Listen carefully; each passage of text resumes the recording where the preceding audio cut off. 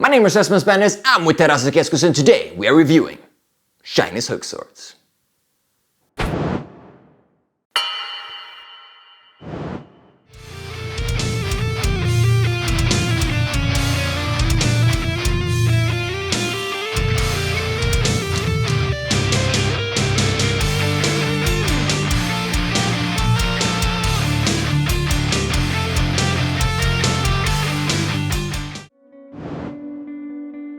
Chinese hook swords is a one-piece construction with an overall length of 84 centimeters and made of 420 stainless steel. It comes with a cotton-wrapped handle.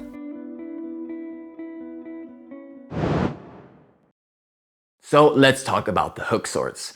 First and foremost, I think we should mention everything negative about them, because there are a few aspects.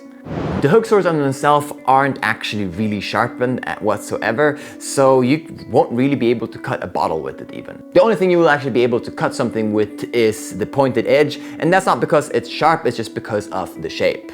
Another thing is the really atrocious wrapping.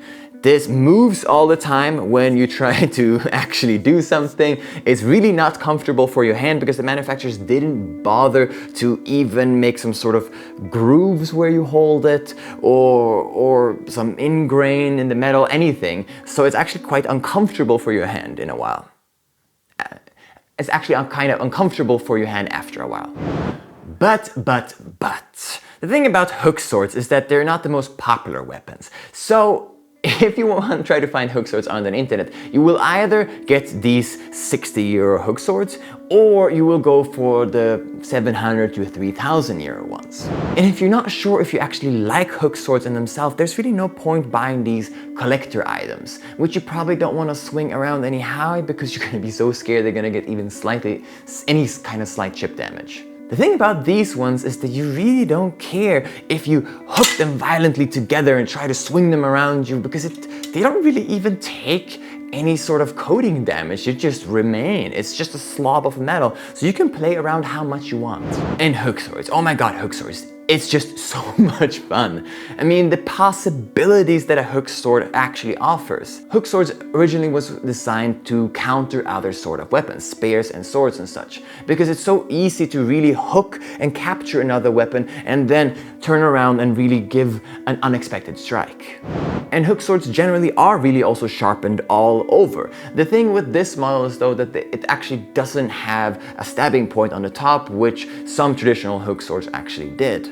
But I think they tried to defer from that to make it a little bit safer, because these hook swords in general are actually almost sparring quality. But when you purchase it, it actually comes with plastic tips, which then kind of nullifies the actual stab. So you could theoretically, with some sort of light protection, spar with these. And hook swords in general are extremely hard to use, but they're so much fun when you start getting the hang of it. When I practice Kung Fu, I actually never got the possibility to use hook swords, so I don't know the exact movements that you're supposed to do.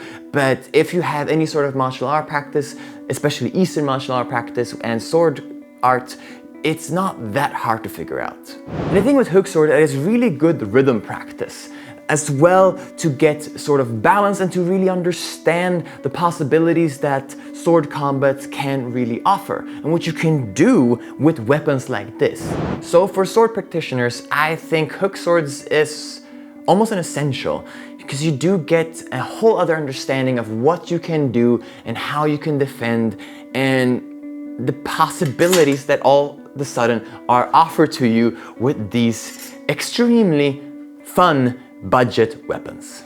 Let's go try out and fail to cut bottles with these hook swords.